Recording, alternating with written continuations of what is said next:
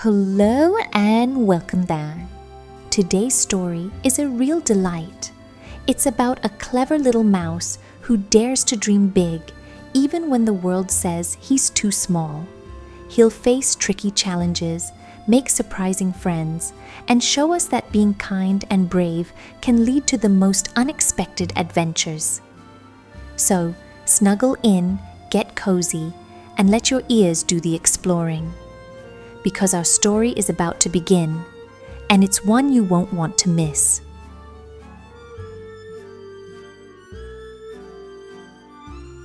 We begin in the French countryside. It's here in a quaint old farmhouse where we meet our hero, Remy, a rat with a highly developed sense of smell and taste. In fact, his nose was so good that his dad, Django, made him the official poison checker for the rat colony. His job was to smell every piece of garbage to make sure it was safe to eat. Clean, clean, clean-erific, cleanerino. Remy loved delicious food and didn't understand why the rats stole garbage. He tried explaining his feelings to his father. "We're thieves, Dad. And what we're stealing is, let's face it, garbage. LF, we're going to be thieves. Why not steal the good stuff in the kitchen?" But Django wasn't having it. "Stay out of the kitchen and away from the humans. It's dangerous." Remy couldn't help himself. Humans cooked. They took delicious fresh food and did wonderful things to it to make dishes that were even more delicious. Remy wanted to be able to cook too, just like his hero, Auguste Gusteau, the greatest chef in Paris. The only one who knew about Remy's secret love for cooking was his brother, Emile. One day, Remy coaxed Emile to sneak with him into the farmhouse kitchen. The old lady of the house was sleeping in the next room in front of the TV. Emile was nervous. "Not good. Don't like it. She's gonna wake up." "I've been down here a million times. She turns on the cooking channel. Boom, she never wakes up." Just then, Remy noticed Chef Cousteau on the TV in the next room. Great cooking is not for the faint of heart. Anyone can cook, but only the fearless can be great. Remy felt like the great chef was talking just to him. The narrator of the TV program continued with some bad news. Cousteau's restaurant lost one of its 5 stars after a scathing review by France's top food critic, Anton Ego. It was a severe blow to Cousteau, and the broken-hearted chef died shortly afterwards. But Remy had no time to be sad, because the old lady was now awake and aiming a shotgun at them. "Run!" She narrowly missed them, but continued to blast huge holes in the ceiling until finally a massive chunk of the ceiling came crashing down. And with it came the attic floor and all the surprised rats of the colony. Django remained calm and barked out orders. "Evacuate! Everyone to the boats!" As the rats evacuated, Remy darted back to the kitchen to retrieve his beloved cookbook by Chef Cousteau.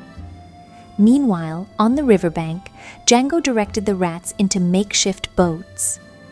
The boats pushed off, leaving Remy behind. "Hey, wait for me!" But things went from bad to worse as the old lady reappeared. The shotgun blast hit so close that it knocked Remy into the water. He climbed onto the book and paddled into a drain pipe after the other rats. But he never caught them. Then, before he could catch his breath, Remy found himself at the crest of an enormous waterfall. He tried to paddle away, but the current was too strong. He tumbled over the edge and into the water. Then, everything went black. That night, Remy awoke in a sewer, tired and hungry. He pulled his cookbook boat ashore and flipped through it. His stomach growled as he looked at the tasty dishes. Then, As he gazed at a chawing of Gusteau, something weird happened. The illustration came to life and spoke to him. If you are hungry, go up and look around, Remy. Well, You are an illustration. Why am I talking to you? You just lost your family. You are lonely. If you focus on what you've left behind, you will never be able to see what lies ahead. Now go up and look around. Remy looked through the sewer grate and decided to go up. He scurried along when a sprite in the form of Gusteau appeared, glowing and transparent. The sprite spoke. Food will come. Remy, food always comes to those who love to cook. Remy continued on until he finally emerged on a rooftop. There laid out before him like a vast luminous jewel was Paris? All this time I've been underneath Paris? Wow. As Remy scanned the city, his jaw suddenly dropped. Gusteau's? You've led me to your restaurant. It seems as though I have. Yes. Remy and the Gusteau sprite arrived at a skylight high above the kitchen. There, Remy watched as a short, nasty-looking man burst in. It was Skinner, the head chef. A cook introduced Skinner to a nervous young man named Linguini, who held out a scaled envelope. It contained a letter from Linguini's mother, who had been Gusteau's girlfriend many years ago. She left it for you. One thing she hoped it would help me, get a job. Skinner didn't want to hire Linguini. He didn't even bother Lo open the letter. But LaRousse, one of the staff, told Skinner, "We've already hired him. We needed a garbage boy." "Oh, garbage. Well, I'm glad it worked out." As the staff set about their work, Remy watched with horror as Linguini accidentally knocked over a soup pot and began scooping water from another pot to refill it. No, he's ruining the soup. In his excitement, Remy leaned forward and the skylight panel tilted, sending him falling into the kitchen. Luckily, he landed in a sink filled with dishwater. Remy climbed out and dashed for an open window. But on his way, he passed over the stove, where he spied the soup Linguini had ruined. Out of nowhere, the Gusteau sprite reappeared. You know how to fix it. This is your chance. Gusteau was right, Remy decided. He washed his hands and began to add ingredients to the soup until the pot bubbled with delicious smells. Everything seemed fine until Remy realized that Linguini was watching him. Suddenly, Skinner entered. The soup! Where is the soup? Remy dashed for the window, but Linguini trapped him under a colander. Skinner stormed over to Linguini. "How dare you cook in my kitchen?" Just then, a waiter named Mustafa accidentally served the soup. Skinner was furious. "Linguini, you're fired. F-I-R-E-D. Fired." But Colette, one of the other cooks, tasted the soup. It was delicious.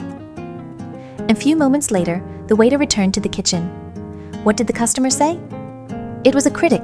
She likes the soup. Linguini sheepishly asked Skinner, "Am I still fired?" Colette stood up for Linguini, reminding Skinner that Chef Gustkow believed that anyone can cook. Skinner reluctantly agreed to let Linguini stay.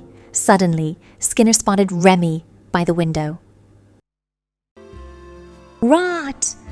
After a mad scramble, Linguini forced Remy into a jar. Skinner ordered him to take the rat away and kill it. Linguini hopped onto his bicycle and pedaled off with Remy. "Don't look at me like that. You aren't the only one who's trapped. They expect me to cook again. I don't know how to cook, and now I'm actually talking to a rat as if you, huh? Did you nod? You understand me?" Remy nodded. "Whatever you did, they liked it? Do you think you could do it again?" Remy nodded again. The two agreed to work together, and the next morning, Linguini entered the kitchen with Remy hidden in his clothes. Skinner approached him. "Now, recreate the soup." Linguini set about trying to recreate Remy's soup. Remy popped out of his shirt cuff to see Linguini reaching for the wrong spice. With no other way to stop him, Remy bit him on the arm. Yelping in pain, Linguini took Remy into the food safe. "This is not going to work, little chef. We gotta figure out something else." Suddenly, Skinner opened the door, but before he could see Remy, Linguini shut off the light. Skinner flicked it back on and yelled at Linguini, who was now standing alone. "What are you doing in here? Get out!" Linguini returned to the kitchen with Remy hiding beneath his chef's hat. Suddenly, Remy looked up and noticed Linguini was about, crash into a waiter carrying a tray piled high with dishes. Remy yanked on Linguini's hair like a horse's reins. The yank jerked Linguini backwards in an almost impossible limbo arch under the tray of dishes. At first, Remy and Linguini didn't know what had happened. But soon, they realized that Remy could control Linguini like a puppet by pulling on his hair. It was the perfect solution. Linguini and Remy went home to practice cooking together in this new way. After a lot of practice, Remy was able to pilot Linguini with ease. No one could tell that it was really Remy who was doing the cooking from under Linguini's hat. The next day, Linguini was able to make the soup for Skinner. Congratulations. But you will need to know more than soup if you are to survive in my kitchen, boy. Linguini didn't know it, but Skinner had finally opened the letter from Linguini's mother.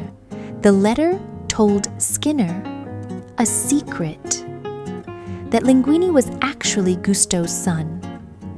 This meant that the restaurant really belonged to Linguini, not Skinner. Skinner wanted to keep the restaurant for himself, so he didn't toll Linguini. He decided to be so mean to him that Linguini would leave the restaurant forever. First, he assigned Colette to teach Linguini how work in the kitchen. Colette was the toughest chef in the kitchen, and Skinner thought Linguini would give up. But Colette and Linguini became friends. Linguini worked hard and did a good job.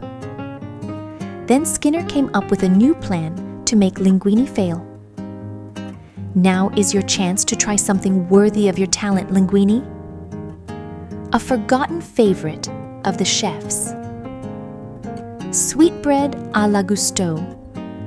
Colette will help you. Now hurry up. Linguini and Colette didn't know that Skinner was playing a mean trick. The recipe was actually one Gusteau had given up on because it tasted so bad.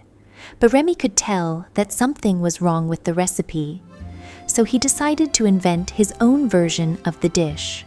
Linguini tried to follow the instructions, but Remy used Linguini's hair to force him to make the new version instead. The whole kitchen was shocked that Linguini had changed the dish and waited anxiously to see what the customers would think. Mustafa soon returned.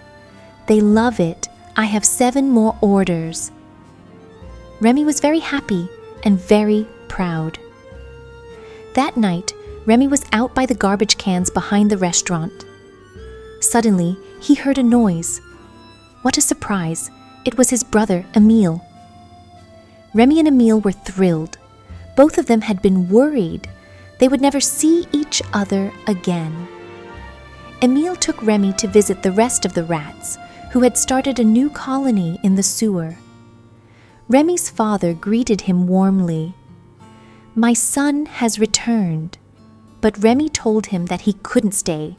Remy didn't tell his father, but he wanted to go back to the kitchen and cook. Django suspected Remy was doing something dangerous.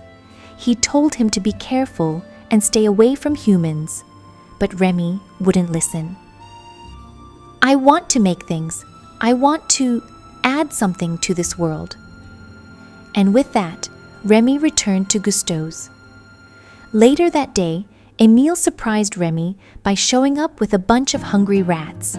Remy scowled at his brother, then disappeared into the kitchen to gather some food. But the food safe was locked. He searched Skinner's office for the key. As he scampered onto the desk, a framed portrait of Gusteau spoke to him. "Remy, what are you doing in here?" Just then, Remy found the key under a file labeled Gusteau, Last Will and Testament. As Remy scanned the document, he noticed something curious. "Linguini? Why would Linguini be filed with your will?" Remy opened Linguini's mother's letter and began to read. He couldn't believe his eyes. "He's your son." Without warning, Skinner entered. Remy snatched both the will and the letter in his mouth and dashed away. Skinner chased after him on a moped. By the river, Remy leapt from one boat to another with Skinner hot on his tail. Then, in one last desperate leap, Remy launched himself into the air. The documents in his mouth spread like wings, and he sailed across the water to safety. Later, when Skinner returned to his office, he found Linguini sitting at his desk. "You, get out of my office." But Colette calmly held up the will. "He's not in your office. You are in his." When word got out that Gusteau had a son, Linguini was mobbed by reporters.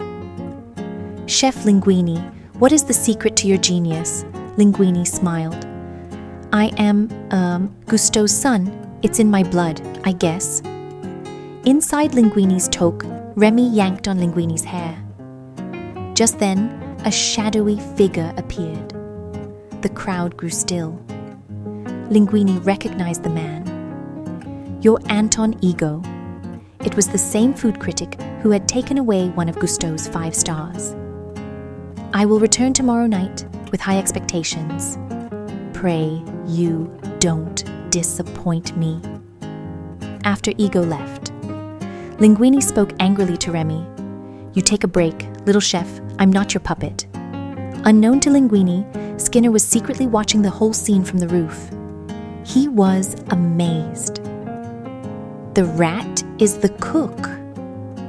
The next evening, Remy watched through the window as the kitchen prepared for Ego. Suddenly, Emile surprised Remy. "You really shouldn't be here during restaurant hours. It's not safe." "I'm hungry, and I don't need the inside food to be happy."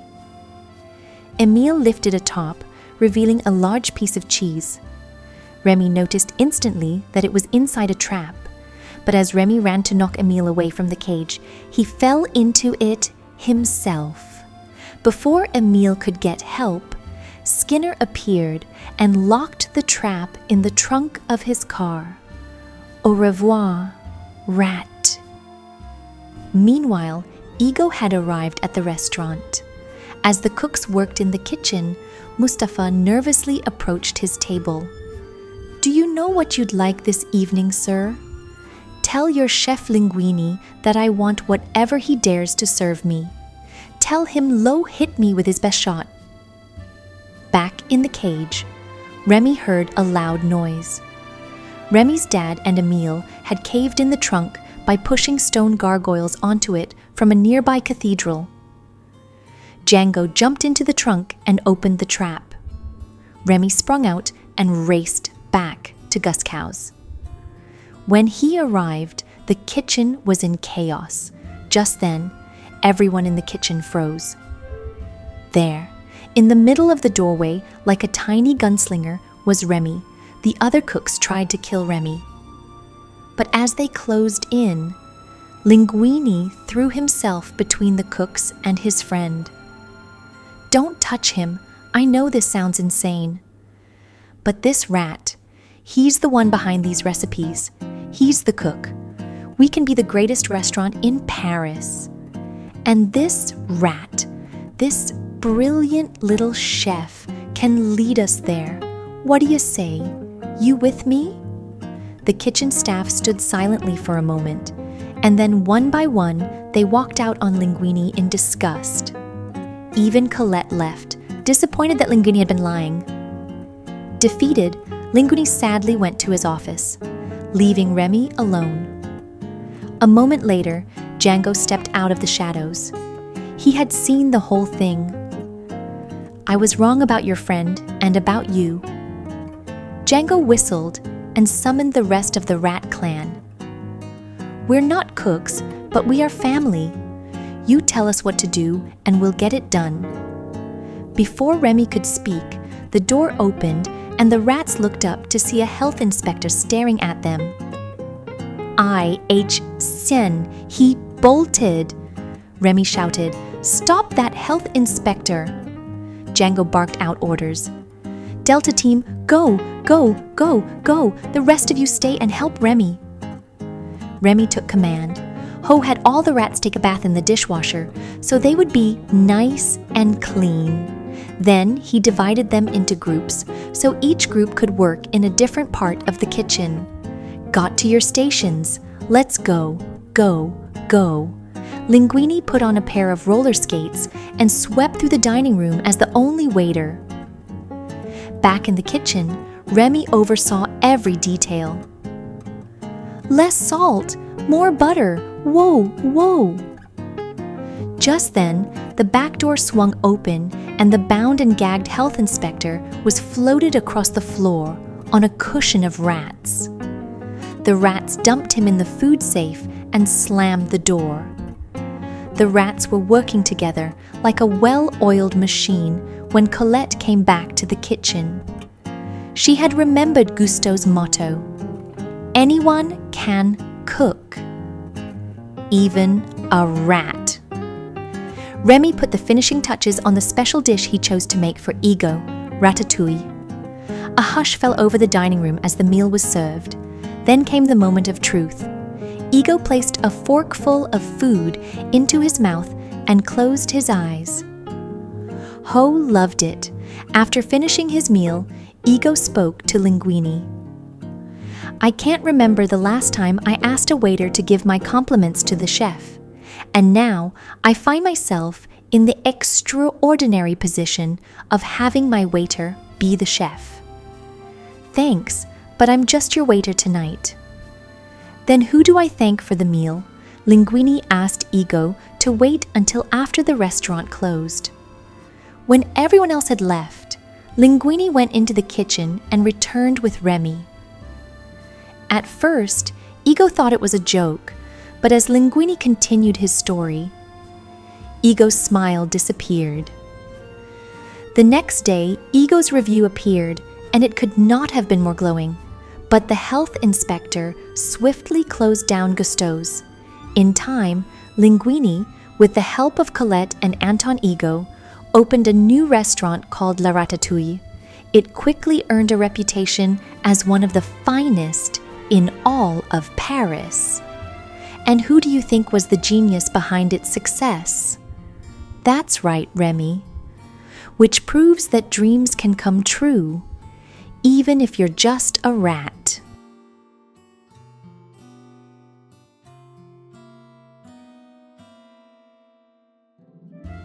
Thank you all for watching, and until next time.